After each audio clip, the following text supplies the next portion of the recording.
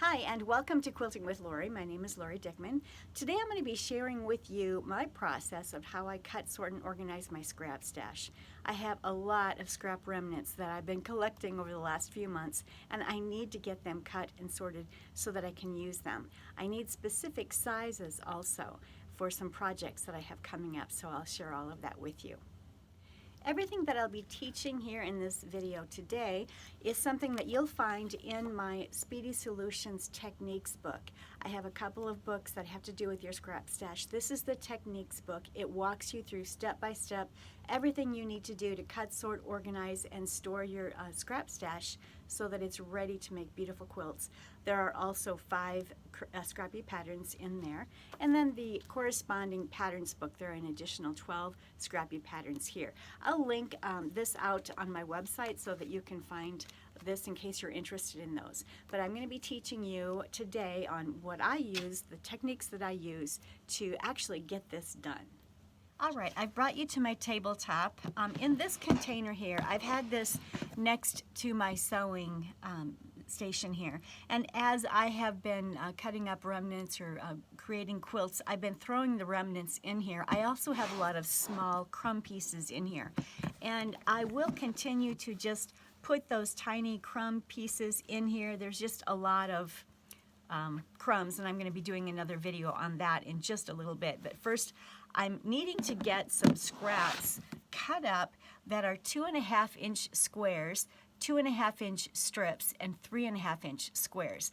That is what I'm low on. In fact, I keep my scrap stash in little containers like this, and I'm getting low on those particular sizes: 2.5-inch squares, 3.5-inch squares, and 2.5-inch strips. So what I'm going to be focusing on today is going through a bunch of this that I have pulled out. I've pressed everything here. Here's some things. I'm just going to put these back in my crumb container for the time being, but I have a number of remnants. They're various sizes. These are a little bit bigger. Various sizes. A lot of these are in squares or rectangles, which will make them very easy for cutting, but some of them, as you'll see here, are not. Some of them are unusual things. There was something here I wanted to share with you. I believe it's in here. Okay, so I've pressed all of this. Here is something really kind of wacky that I came up with. I do believe I'm going to put this back in my crumbs bin because it is something that I'll use for crumbs. And here we've got a piece. I thought this might make some great strips, but there's some wackiness in here, and so I'm going to show you how I cut all of this up and keep things on the straight of grain. And my goal, again, is 2.5-inch, 3.5-inch squares as well as 2.5-inch strips for today. I will also link in the description box below the video tutorial that takes you through this and all of the techniques here. So you can absolutely watch that. It takes you through every step of how I organize this. So that's below for you as well. I want to share with you right now some of the tools that I'm going to be using. I have this cardstock. I got these at the Dollar Tree. And I have taken some sticky notes and I have placed them. I've actually taped them across this cardstock. When I cut up my squares, I cut my squares in 1/2-inch increments only, from 1.5 inches all the way up to 10 inches. And on this square right here, I go from 1.5 to 6.5. I don't cut anything other than 1/2-inch increments. I don't cut anything less than 1.5 inches because that square will actually finish in the quilt or in the block at 1 inch. And for me, that's small enough. But if you would like to cut yours smaller than that, have at it. This is your scrap stash. So you cut the sizes that you like. Some people just prefer to cut 2.5, 3, and 5-inch squares. Do whatever it works for you. I know the types of patterns that I design and the requirements that I need in those patterns. And what I like to do is make sure that as I'm cutting my stash, that I'm cutting a lot of everything. And I do like to use my first scrapping rule in my cutting, and that is to cut every single piece whenever you lay it on your table. cut the largest piece possible out of it. So find the largest piece and then cut it, and then continue finding the largest piece and cutting that. And that way you're going to get quite an assortment from each, from your stash. So I'm going to share that with you here in just a second. Now, a few other tools. I'm going to lay this off to the side. I like to keep this cardstock off to the side on another table, and after I've cut my squares, I lay them above those numbers. It can get very confusing. All of the squares start looking the same size, so it's important to place them in stacks above those numbers right away after you've cut them. So I'm going to put this off to the side here so it's ready for me. Some other tools that you need are rulers. I have a ton of different OmniGrid rulers here, from the 4.5, the 6, 6.5, the long ruler. This is a great 12 by 6.5. And I also have a Fiskars rotating mat, which comes in really handy. I also have a much larger one, but it's so large that it will hit this camera stand, so I don't have it on here right now. But those are some things you'll want to have at your fingertips. And of course, put a fresh blade in your rotary cutter. You're going to need a fresh blade to be able to cut this. So now let's get started. And we'll simply start with this. And as I mentioned, number one, press all of your scraps and use any kind of a starch that you like. I love Mary Ellen's Best Press. You might have another starch that you use, and that's fine. And the reason for that is you need to give these scraps some body so that when you're cutting them, as well as when you're using them to create a quilt, they have some body and they're not very limp and stretchy. So I recommend highly that you do press. And so what I'm going to do with each of these, I need to find the straight of grain. And what I can tell on this one right down here, I see that it is already on the straight of grain. So this whole bottom section is on the straight of grain. So that is where I'm going to use that as my starting line, if you will, to make my first cut. And I think what I'm going to do is I'm going to, so I've lined this up down here because these are on the straight of grain, and you do want each and every square to be on the straight of grain. That's the goal for this. What I'm going to do here, and it appears as if I can get, I have some weckiness here, and so I am trying to find how I can, I'm laying this on the straight of grain here. I'm trying to see how big I'll be able to cut this. It looks like I will be able to cut a 4-inch square from here. I can't get up to a 4.5, but I can definitely do 4-inch. So I'm simply going to, and if I had this on my mat, I could have just turned this. I should have done that. All right, so I've made that first cut there. And now I'm going to slide this here. I'm making sure my straight of grain is still on that line there. And I need to flip this around so that it's 4 by 4 by 4. There we go, 4 by 4 by 4. So I have, that's not tight enough, there we go. I have 4, whoops. Or I have 2 4-inch squares. There we go. So I have 2 4-inch squares. I am going to place these underneath the 4-inch area on my blue cardstock. And I still have something left here. Let's see what I can do with this. It folds together really well. Let me see if this could be a 2. It cannot be a 2-inch square. It's not large enough. But I can get a 1.5 inch or 2 1.5-inch squares from this. And then the rest of this, some of it I can put in my crumbs. Some of it might be small enough that it can be a pet pillow stuffing. So I'm going to set that off to the side. These two I'm going to place on my blue cardstock and put it on the 1.5-inch. Here we go. So I'm going to put that there. I've got the 4-inch over here. So I've got those placed where I'll know what they are. Now let's get to one of these that's an oddball piece, and let me show you how this is cut. All right, so if you were going to cut all of your scrap stash and just get everything all cut up, what you would do is probably see if you could get a 5-inch square out of this. Cut the largest piece possible out of this. This does not quite allow us to have a 5-inch because of this corner right here.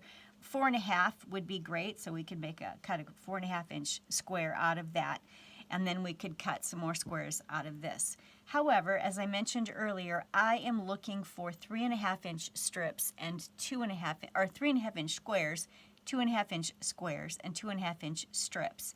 So what I am going to do is work to that end in this situation, because that is what I am low on. And the bottom here is on the straight of grain. It's a little bit cattywampus on the side here. So what I'm going to do is I'm lining this up on the straight of grain down here. Some of this is going to be trimmed away, and I'm going to cut a 3-inch strip right here. So here we go. All right, we've got that. I'm going to flip this whole thing around. Again, I'm lining that up. That's the straight of grain.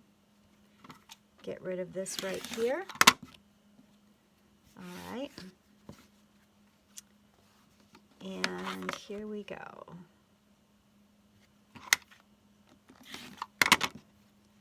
So that could be I could probably cut a 1.5-inch square out of that. Yes, I could. I could cut a 1.5-inch square out of that, and then I'd have 2 peaks here that I could put in my crumb container.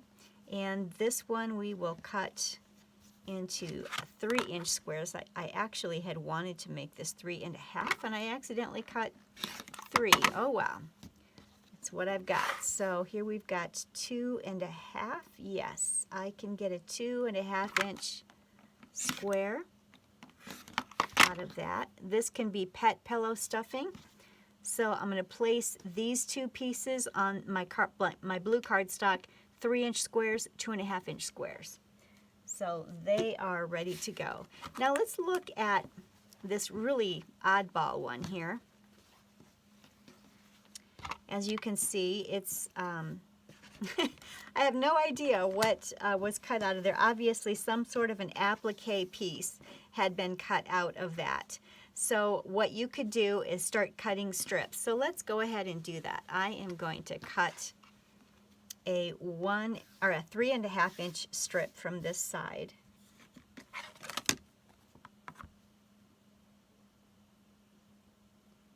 And I'm keeping these on the straight of grain there. So this is 3.5. There we go.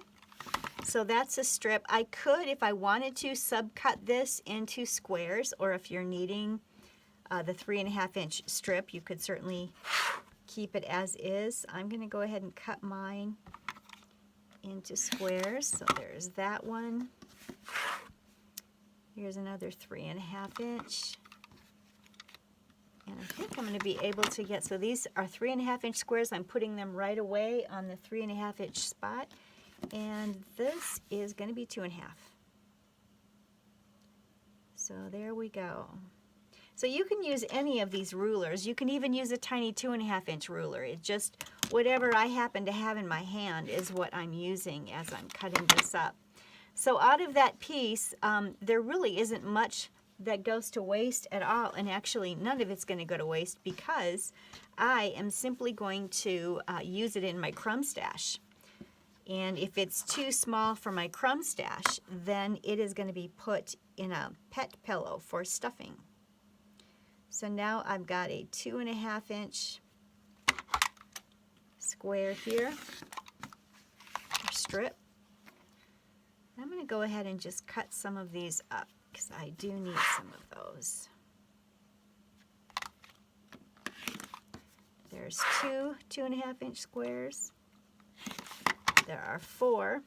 And then we have this. I can probably maybe get a 1.5-inch square out of that. We'll look at that later. If not, I can always throw it in my crumbs. Let's see what we have here. From this point, let's see, I can't get a 4, but I can get a 3.5-inch square out of this corner right here. So there's another 3.5 inch square. Let's see what I can get from this right here. Can I get a 2.5? Yay, I can. There we go. 2.5 inch, and these will be crumbs or pet pillow stuffing. So that is how you can cut up these really oddball pieces that you find in your stash. I've got a teeny tiny little corner there that's missing, but that won't, it'll be in the seam allowance and it's not going to affect it that much, so I am going to go ahead and cut it. As you can see there, there's just a tiny little gouge there, but I think I'll still be able to use that. Here's some more crumbs. And let's see if I can get some 2.5 inch squares from here.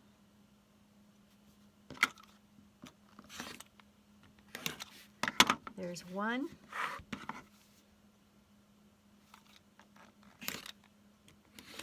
So if you remember what this crazy thing looked like a few minutes ago, it was pretty wild. And we've got it cut down where we've got a number of squares here that we can actually use in patterns. So I'm very excited about that. I think this one will probably be a 2 inch. Yes, it can be a 2 inch.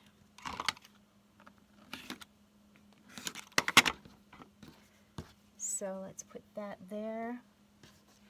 And these are probably, not quite. Can I get a 2 inch here? Not quite. This would be a 1.5 inch.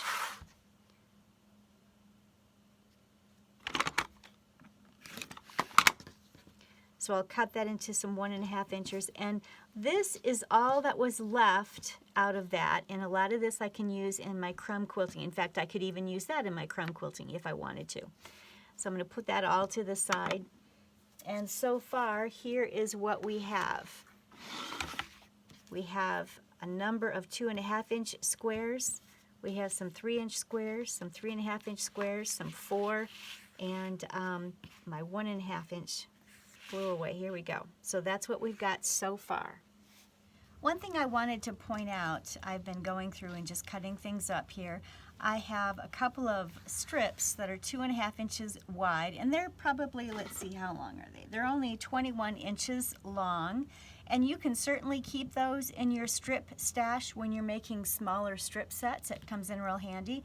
I am going to cut these up because I am in need of 2.5 inch light fabrics in my scrap stash. So I'm going to go ahead and cut them up into 2.5 inch squares. Maybe I'll cut one into squares and keep one as a strip, but that's an option for you. This one is a 3.5 inch strip, which I could keep in my 3.5 inch strip bin, or I could also cut it up into squares. I am needing light 3.5 inch squares, so I'm going to go ahead and cut this one up into squares. What I do with all of my strips, I do also store them in these same shoebox containers that you can get at the dollar store, at Target, at Walmart. You can get them all over online. But I do mark on all sides, the top and all sides of the container, what is in it, whether it's a 2 inch or a 2.5 inch. And if your containers contain nothing but the light squares or the medium squares or the dark squares, you might want to mark that as well. It just makes it convenient for you. So I'm going to go ahead and get this all cut up. I'll probably do this in fast motion. But I'm going to cut all of these up so you can see what I'm accomplishing here. Another thing I want to point out, I've got some strip sets here from a previous project. You could certainly cut those up, or you could put these in your strip set bin so that you can use them for a particular project that's coming up, or put them in your crumb quilt bin and use this as you're creating crumbs. Any of those options work beautifully.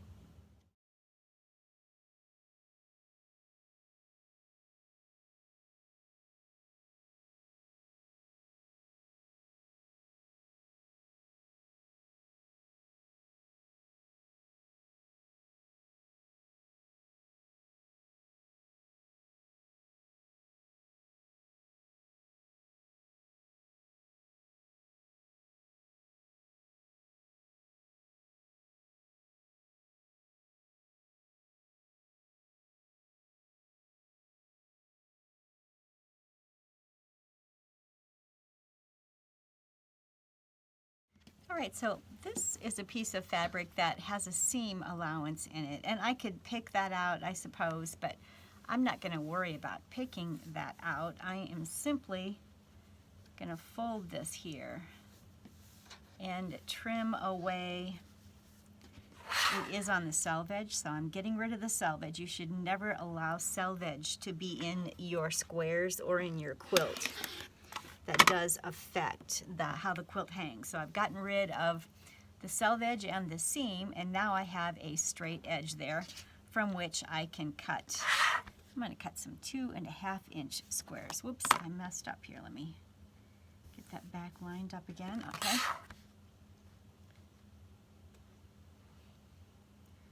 All right. 2.5 there. Let's see if this can be 3.5. Not quite, so I'm going to do another 2.5. And that can be for crumbs. And then I'm going to go ahead and cut this apart here into squares.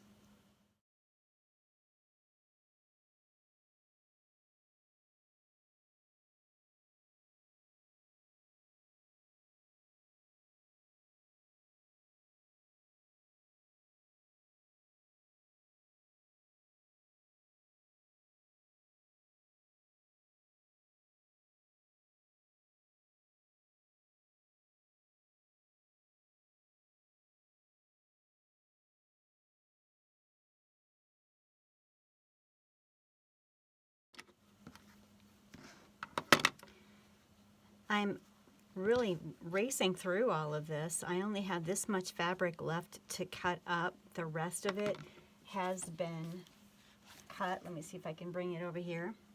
I've got some 2.5-inch strips. I've got some 2-inch strips that ended up accomplishing that. I've got a bunch of 2.5-inch squares, 3-inch squares, some 3.5-inch, some 4, some 2, and some 1.5. So I've got an assortment of things here, and I definitely needed my 2.5-inch square. So I've got those, and I've got my 2.5-inch strips for projects that I'm going to be working on. On this particular piece, I again have some seam allowances. These were seamed together, so I am simply going to trim away where it was seamed together. And this I'm just going to throw in my crumb stash, and I can crumb it up into new fabric. And I've only spent probably 25 minutes here this evening working on cutting that pile. If you remember that large pile of fabric at the beginning, it doesn't take long to get this scrapped up and cut and organized. But just definitely take some time to do that. If you have a lot of scraps that you need to get cut up, then you need to set aside a lot of different opportunities to do that. I would set appointments on your calendar to actually scrap up your stash. Maybe you need to invest a couple of hours a week or more than that. It just depends on how much you have that needs to get scrapped up. But it's something that you can easily do, and it definitely can make some beautiful, beautiful patterns. In fact, you've probably seen some of my videos which show some of these beautiful scrappy patterns that you can use to make up great quilts using your scrap stash. Once you have your scraps cut up, then what you'll want to do is organize them by lights, mediums, and darks before you put them in your container. So let me make a little bit of room here, and I'm going to show you how I can do that with these 2.5-inch squares. So a lot of these top ones here, they're more on the light side. There we go. So I'm going to put those here in the lights. That could be more in the lights. This is more of a dark. So you're going to want to organize them. That way, when you're actually going to pick out lights or medium or dark squares in a particular size from your bins, you can simply, here's some mediums, you can simply just grab stacks. And I don't even count them out. I just guesstimate if I needed 40 2.5-inch lights, I would grab these. And these are more mediums right now. These could be darks or mediums, and it will depend on the other scraps that you pull. That will identify whether this is a dark or a medium. For now, I think I'll put it over here in the darks, but it could end up being mediums depending on what I'm pulling for the rest of my scraps. Value is relative to what it's next to, so that's something to keep in mind. So what I have done is just very quickly sorted my scraps. I've got mediums, darks, and lights here, and that way I can put them in my bins and they're already separated. Another thing I wanted to point out to you is that a lot of this, which was cut away, these can be crumbs, and I can make new fabric using these crumbs. So I'm going to do another video here probably tomorrow morning, and I'm going to show you how to make a crumb block using all of these leftover little pieces that we cut away as we cut up our scrap stash. You'll notice as I went through my scrap stash, I'm not cutting yardage. I don't go into my yardage or even into my fat quarters and cut those up. I simply cut up leftover remnants from previous projects. Some of these things were folded up and just left in here. Some of the larger ones that were maybe fat quarter size remnants, I might just put them back in my cubes. I do store the rest of my fabric by color in cubes. So I've got cubes of blues and reds and greens and pinks and purples, etc. So I'll store most of that fabric in cubes. In fact, I'll show you a few pictures here.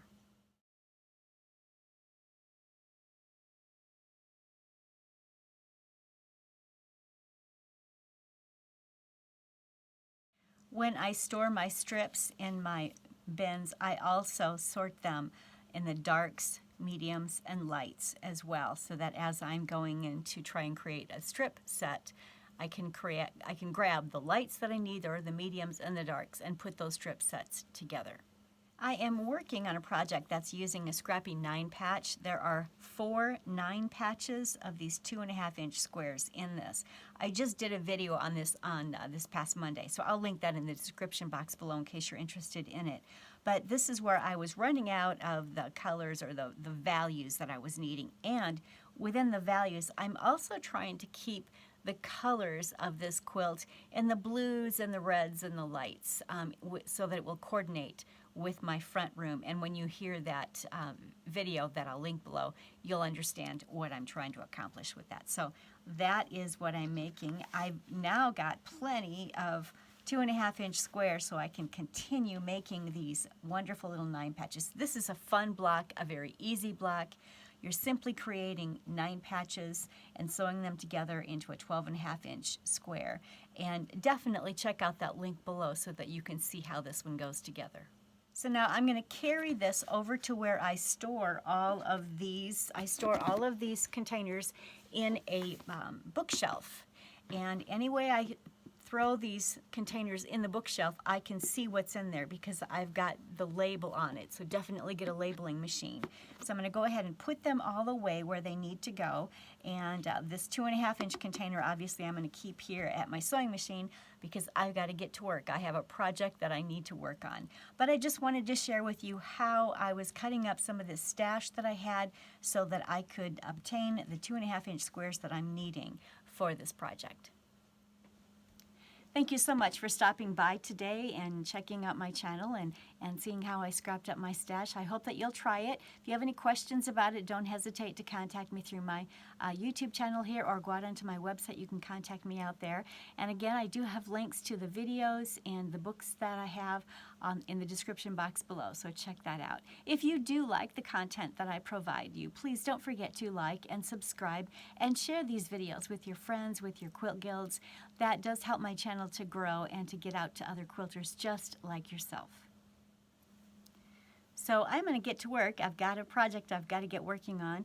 And so until next time, happy quilting.